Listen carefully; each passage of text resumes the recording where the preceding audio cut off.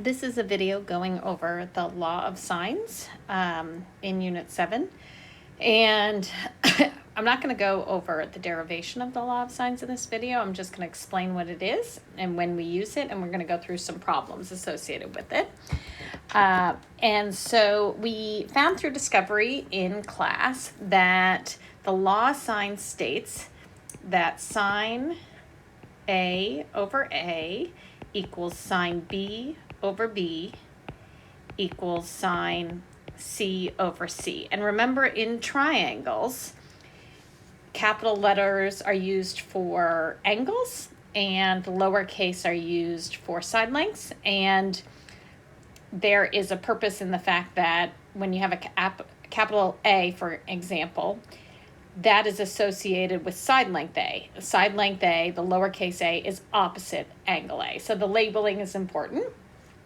And what this says is that the lengths of the sides of a triangle are proportional to the sines of the measure of the angles opposite them. And why is this useful?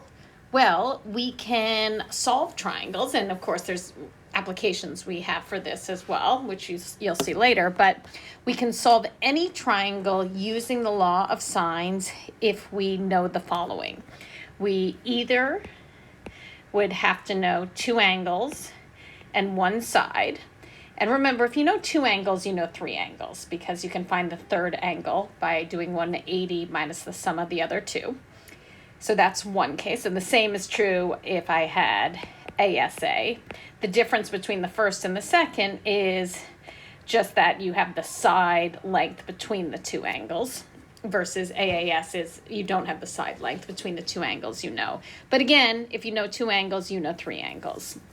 At the final case where we can use law of sines is SSA. We say that to be more proper, but this is the one that is tricky. And we're going to see why. And to help remember it's tricky, I tend to think, okay, think if you get the pain in the ass, it's a pain in the ass. So if you get ASS, it's a pain in the ass. So you gotta, something might happen, so we gotta check. So let's start by examining that case. And when we do that, we can also kind of go over how to use this rule. So let's go to a later problem here. So to explain this, so let's do example 4 together, just to recap. Okay, so we're solving this triangle, and I always start off by drawing a triangle. It's not going to be to scale, but just drawing a triangle and labeling it. And it doesn't matter how you label it as long as you're consistent, meaning if I'm labeling that angle A, the side opposite should be little a, C, and little c. Okay, so angle A is 55.3 degrees, and I know that side length A is 22.8 feet, and side length B I know is 24.9. So I label that also to then kind of see what I have. So notice I do have ASS or SSA. And again, whenever I see that, I'm going to make a note to myself, this may be a tricky case. And what I mean by that, when you have ASS or SSA, there could be one of three possibilities. You could have no triangle that meets the conditions, which if you do example 3, that was the case. Or I could have just one triangle, or I could have two triangles that meet these conditions or this given information. Always assume you have two unless proven otherwise. So I'm going to assume 2, and I'll show you what I mean by that and why that's the case. All right, so we set up our law of sines, sine of 55.3 degrees over 22.8, the side opposite, equals sine angle B, which I'm trying to find, over 24.9, the side opposite. So I'm going to multiply 24.9 times sine of 55.3, make sure you're in degree mode, and then divide by 22.8 the goal is to get what sine of B equals at first. And when I do that, sine of B is about 0.9. It's a decimal that keeps going on, but for our purposes and for this explanation, I'm just going to say 0.9. Okay, so when I do inverse sine of 0.9, my calculator is going to give me a quadrant 1 angle. Why is that the case? Well, we know from inverse trig that the range of inverse sine is negative 90 to 90, or negative pi over 2 to pi over 2 if you're in radians. And so it's only if the ratio is positive, it's going to spit out a quadrant 1 angle, which is fine. Okay, so when I do that, I get B is 63.9 degrees. The issue is sine is also positive in quadrant 2. So how do I know that my angle B isn't perhaps an obtuse angle? In other words, maybe B is 180 minus 63.9. Maybe that would work as well. Because what is the quadrant 2 angle that also has a sine of 0.9? It would be 180 minus that reference angle. So 180 minus 63.9. So, and we're going to call that second possible angle, I'm just going to call it B prime, just to distinguish it from the first B that I got. So I do 180 minus 63.9. So my second possibility for angle B is going to be 116.1 degrees.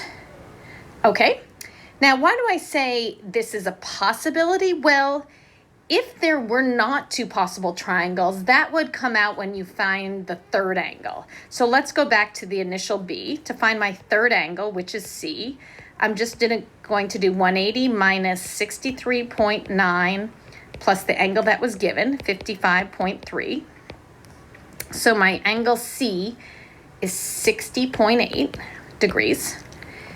And let's do the same for B prime. C prime, sorry, we already know B prime. C prime is going to be 180 minus the B prime we found plus the given angle. And if this were negative, then I would know, okay, you know what? It's not possible that that angle B could be obtuse. There's only one triangle that meets the conditions. But in this case, I actually am going to get a positive answer. So I indeed will have two triangles that will meet the initial conditions. I'm going to have this standard triangle, the B and the C, and I still have to solve for little c.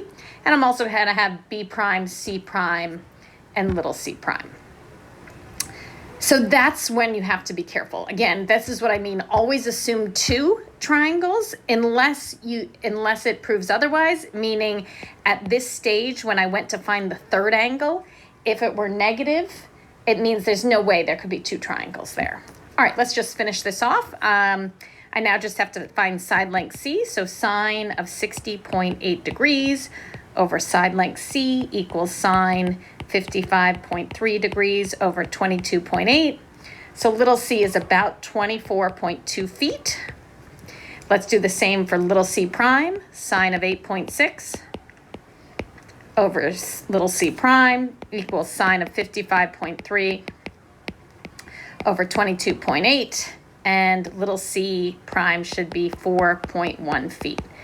So either this is one answer, or there's a second possible triangle where you've got an obtuse angle and then the other two associated angle and side length.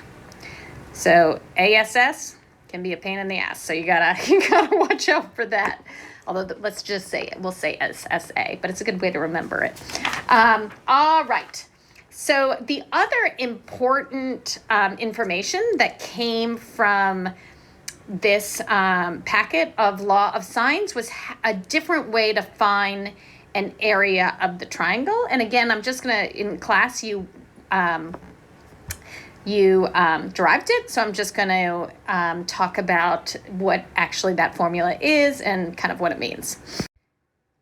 All right, so an area of a triangle, instead of having to do, normally area of a triangle, we've always learned that area is 1/2 base times height, which is true and continues to hold, but sometimes it is easier and it is possible to find the area of the triangle by doing 1/2 side length 1. So if I know one side length,